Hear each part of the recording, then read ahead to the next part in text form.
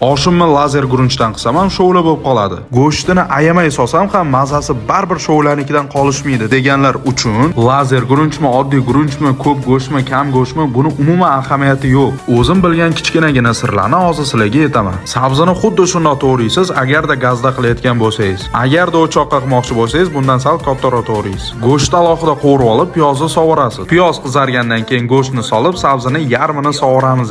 Yaxshilab qizargandan keyin qolgan sabzini ham sovuramiz. Orasini ozginagina ochib, no'xat va mag'izlarni ham sovuramiz. Qaynoq suv solmaymiz, shunchaki to'lguncha muzdek suv solsak bo'ldi. Kamgina zira tashlab, qaynab chiqqandan keyin tuz sovuramiz. Guruchni shirasi chiqib ketguncha yuvmanglar, bo'lmasa oshinglar bemaza bo'lib qoladi. 3 marta muzdek suvga yaxshilab yuvib, qaynoq suvga uvitib qo'ysanglar bo'ldi. Video like 50 mingta bo'ladigan bo'lsa, keyingi videoda qanday qilib damlash va guruchni dona-dona bo'lib qanday chiqishini o'rgataman. Go'sht kuyib ketibdi-ku.